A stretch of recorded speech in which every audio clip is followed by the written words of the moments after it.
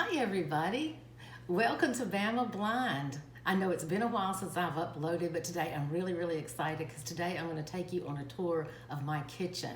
I'm in my kitchen right now, and I want to talk a minute about cooking while blind. I haven't always been a confident cook. I've always been legally blind, and growing up, my mom just didn't know how to teach me techniques or skills with the amount of sight loss that I had. And it wasn't that I couldn't do it, it's just that she didn't know how to teach me to do most anything in the kitchen without vision. She relied very heavily on her vision, and she was the chief cook in my house growing up. So I really didn't learn a lot. I kind of stayed out of the kitchen other than to make a salad, set the table, and wash the dishes. That's basically what I did most of the time.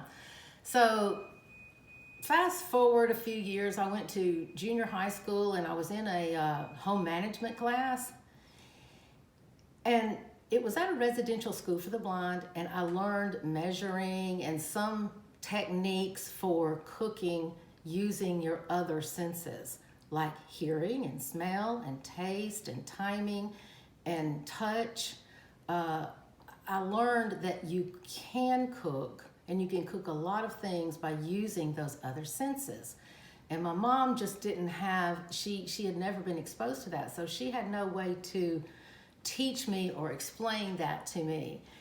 Then after I went through college and lived independently in an apartment, and it was trial and error, and I kind of got to burn anything I wanted, and I got to eat raw food, and I got to eat good food, I eventually learned through numerous mistakes and several successes that you can learn to cook without using your sight. And now, decades later, after being married and having 2 children and grandchildren, and cooking a lot, I think that at least I'm an ordinary cook that's got some extraordinary senses. So that is kind of what cooking without vision is like.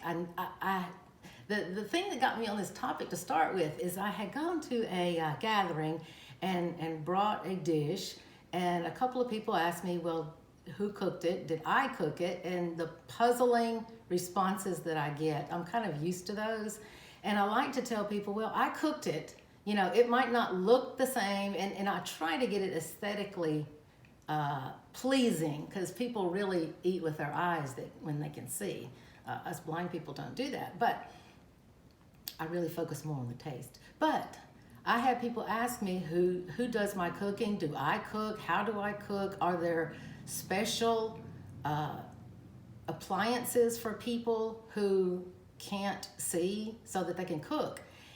And I even had one lady that thought that I had an adaptive, like a magazine, like a order catalog that I could flip through, and someone could tell me, oh, here's, kitchen number 4. It's a perfect adapted kitchen for the blind. Oh no, let's go with kitchen number 2 for the blind. And they thought that I just ordered specialized equipment for me so that I could cook. And the truth is that there really aren't special equipment things. I'm talking about cooking equipment like stoves, ovens, refrigerators, dishwashers, microwaves. We buy things that the general public buy, but we might adapt them with other things that help us operate those things that we buy from ordinary stores. So that's one thing I wanted to share, is my kitchen, when you walk into my house, looks like anybody else's kitchen. It doesn't look like, ding, here's a blind kitchen. Here's a kitchen for a blind person. About 10 years ago, we remodeled, and my husband and I sat down. I love designing, doing floor planning, doing interior decorating. I love that stuff. And boy, I get into color like you would not believe. And I cannot see color. I've always been color weak, and now I just can't see color in the physical world. Although I see a huge palette of color in my mind's eye. So I was just thrilled to be able to sit down and design my very first kitchen designed by me for me. And I realized that truly is a blessing, and I have enjoyed it ever since.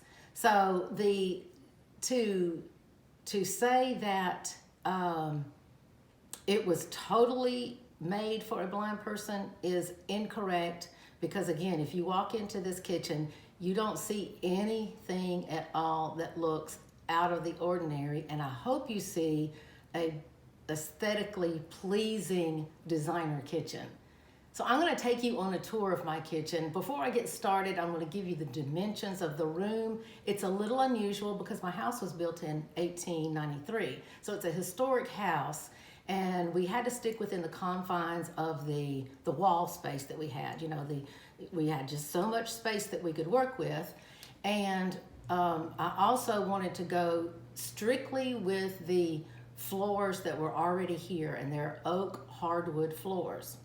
And then beyond that, between my husband and me and the cabinet maker and the granite supplier and the floor refinisher and the local electronics store that came out and outfitted us with all of the appliances, this was like a team effort to do this kitchen room. So I'm going to hopefully video for you. I hope that as a blind videographer, if you are sighted, you might be able to see some of these elements that I'm talking about. So first of all, as I get behind the camera, first of all, I'm going to say that this room is 33 feet long and it's 11 feet wide. So it's 3 times longer than it is wide. And that means that half of the kitchen is the actual working part of the kitchen, the functional part of the kitchen. And the other half of the kitchen is a dining area. I call it the kitchen dining area because it is at the far end of this room, at 30 feet away. There's a white table, and there are 4 white wooden chairs, high back, ladder back chairs that are white that go with the table. And underneath the table is a black area rug, and it's got all kinds of colors in it, like hints of yellow, touch of green, red, and black. But the main color you see is black. And so my husband reupholstered my dining chairs and made them a black upholstery. So you have a white chair with a pretty black upholstery with some gold pattern running through the upholstery part. At the very end of this room is a white china cupboard, and it's lighted. And I actually picked out dishes in that china cupboard, which have the reds, the blacks, a touch of yellow, and green. So the dishes actually go with the table. Right over the table is a hanging chandelier, and I don't mean a fancy crystal chandelier. It's just an ornate metal hanging bar that then fans out into 5 pretty globes that have light bulbs that shine directly down onto the table. Now, I am now in the dining part of the kitchen, but I'm going to turn around and show you the kitchen part of the kitchen. Again, it's in the far west half of this room. So this room is divided in half. The east half is the dining table, right there with the china cupboard, and the west side is the kitchen. Now the kitchen I'm going to describe to you, it has got an inverse L-shaped cabinet with countertop. So if you imagine, if I'm standing at the end of this kitchen where you're walking into this half of the kitchen, For you blind viewers, I'm going to give you an idea that the countertop is, if it were a braille cell, that I'm standing just a little bit below cell 6, dot 6. I would say this counter is dots 1, 2, 3, and 4. It goes a little beyond 4, but that gives you an idea of how this long counter is, and then it juts out immediately to the right at the top of this kitchen, at the far end of this kitchen. When you first look at my kitchen, all you see, really what you see, are white cabinets, and we have floor to ceiling cabinets. The cabinets go all the way up to the 10-foot ceiling, and there's crown molding at the top of that. Kind of hold it up, and then that's the wall cabinet, and then the base cabinets again go all the way down a 15-foot wall and then across 10 feet. All of our appliances are stainless. The appliances are all built in, so we have a dishwasher, a refrigerator, a kitchen island with 6 burners on it, and a built-in microwave and a built-in oven. And then in a minute, I'll show you another little hidden secret. On the south side of this room, so again, this room is 33 feet long, and there are windows and a kitchen door that exit out of this long kitchen onto a long deck. So right out the kitchen door, or if you look out the kitchen windows, you will see a deck that's just as long as this kitchen. It's 33 feet long and it's 10 feet wide, and it opens up onto our courtyard out the kitchen door. So like I said, there are 2 long windows looking out from the dining room table, the kitchen dining room table. They're about 8 feet tall and 6 feet wide, and they almost go to the floor. And they're encased in a pretty white carved molding, wood molding, indicative of the late 1800s. The corners of the molding have rosettes on them. They're carved corners at the very tops of each window. And again, my videography is probably not that good, but maybe you'll be able to see if you have vision. All of my window treatments are white plantation shutters.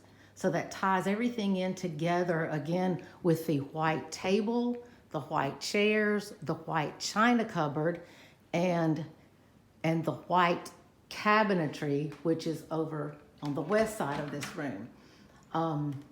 I got a pantry here. I just shut the door on the pantry.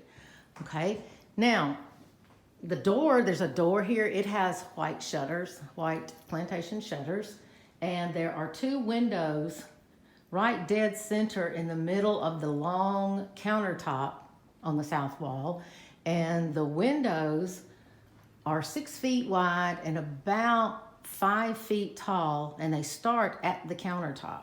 So the windows have white plantation shutters on them, and again, that really pretty ornate case molding that goes all around the windows with rosettes at the top. And then I'm kind of pointing the camera right at a light fixture, which is in the kitchen. It hangs over the kitchen sink, and it's got metal. It's kind of got a dark brown, black almost, ornate metal hanger on it, and then it spreads out horizontally with 3 white globes. They're bell-shaped globes, so that the light cascades out of those light fixtures onto the kitchen sink and gives you some task lighting. The countertops are black granite, and the reason that I picked that out is because I knew my base material was dark oak wood floors. So these dark oak wood floors down here were what we started with, and then I wanted white cabinets, but to break up that sea of white everywhere, I wanted a black granite countertop. That way I can kind of see the edge of the countertop where it starts and the cabinets end. And that's awesome when you really don't have a lot of vision to get any contrast like that. I had more vision when we remodeled the room, and I wanted black because many of my dishes, I'm gonna say most of my dishes, show up really nice on a black granite countertop. Our pulls on the cabinets, you have to go pick all that stuff out. And what I did is go to a store and just feel. I put my hands on all of the hardware in different stores and started looking at the drawer pulls. And we've got several drawers here. Here's a drawer pull that kind of, it swings, and the one above that is fixed. But these drawer pulls are, again, the metal, almost black, but a little copperish black looking. They're just a nice, substantial metal drawer pulls, and the color of them actually goes with the color of the light fixtures that are hanging. Again, one over the kitchen sink, and the other one that I didn't mention is identical to the one over the kitchen sink, and it's over the kitchen island. On the left side of the kitchen sink, I kind of went ahead and designed drawers because I wanted it to have a lot of visual interest for people that can see. Instead of just a whole sea of just white cabinets, I wanted lots of variation in the depth of the front of it, and the toe kick at the bottom. There's a setback where the toe kick is, and it's irregular. So sometimes it juts out at the bottom and sometimes it juts in, and it makes the cabinets look definitely custom, but like they might have been here for 100 years. So that was another detail that we wanted to put into the kitchen. My husband thought of that because his visual interest, and instead of just looking at a whole sea of white cabinets, he wanted a lot of carving and molding in the cabinet fronts themselves, but also in the toe kick down at the bottom, at the very bottom of the base cabinets. So on the left-hand side, we have a built-in dishwasher that's stainless. And above, we have 3 cabinet doors. And again, they go all the way to the ceiling with crown molding. Now, between the countertop, the black granite countertop, and the wall cabinets is a backsplash. The backsplash is green with just very tiny speckles of dark brown black that pull in the colors of the hardware. So the color of the hangers for the chandeliers and the color of the pulls are also reflected in this subway tile backsplash, which is mostly green. Now the green is interesting because I really wanted a natural color, because you're looking outside and you're probably seeing a blue sky or greenery outside. We have paver stones out there and they're gray, but the colors outside are, just natural outdoor colors. So I wanted to bring some of the green in here. And so from where I'm standing right now, I see in my mind's eye, and people that come in tell me they see this too if they have normal vision, a dark oak floor followed by a base unit cabinets that are white, and a black granite countertop, and then a green backsplash, and then white wall cabinets, and then white plantation shutters, and stainless appliances. The other thing that ties in the color scheme in this kitchen is that over on the dining room side, I wanted the color of the walls, because that's the only space that we have drywall actually that can be painted. So I had my husband paint that a pretty light green color. And to me, it's very calming, but very energetic at the same time. There's nothing that competes with your food if you are a sighted person, because it's kind of a natural green color. So what I did is coordinate that paint color with the green backsplash, because in the west side of this kitchen, the only color that you really see besides black and white is the green backsplash. And again, the backsplash mimics the countertop, and it goes 15 feet from east to west, and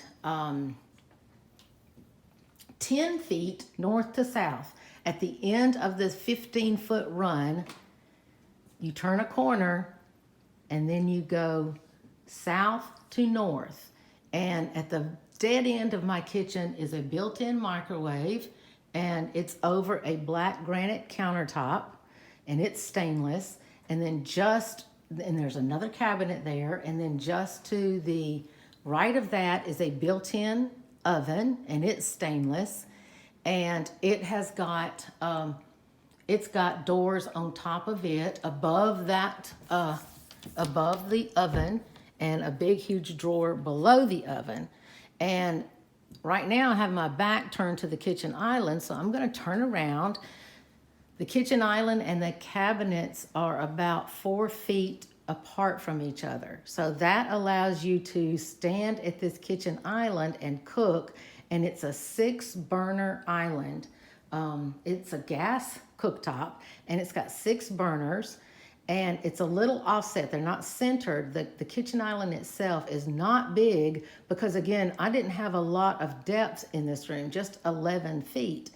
And I've taken up at least 2 feet of that with a granite countertop. So that only gave me 9 feet, again, to put a kitchen island with a 6-burner cooktop. And I had the cabinet maker lower it. So this kitchen island is about 4 inches lower than the countertop, or a standard countertop. And I did that for functional reasons, not for aesthetic reasons, just for functional reasons, which I'll get to in another video. The last thing I'm going to show you in this kitchen is the refrigerator. It's built in. It is on a wall that has got cabinets all around the refrigerator. The refrigerator itself is about 7 feet tall and about 4.5 feet wide. It's a double door stainless KitchenAid refrigerator. And the cabinet maker surrounded the refrigerator with custom cabinets. There are cabinets at the top. And I put seasonal stuff up there, stuff that we don't use every year. I mean, all year long, that we use just different parts of the year, like Thanksgiving or Christmas. And on each side of the refrigerator, the cabinet maker, I had him turn and let me walk to the side of this refrigerator and build me some cabinets that are very shallow. They're like 3 inches deep, but as you open the doors, and excuse Gretchen, as you open these doors, you see spices, and you can see from the floor to the ceiling, spices. There's somebody walking around in my yard. So on the other side of this refrigerator is the same kind of thing. It's a pantry built on this side of the refrigerator, and it's for canned goods, anything like peanut butter, jellies, honey, mayonnaise, pasta sauces, corn, green beans, green peas, everything you would put in your canned pantry.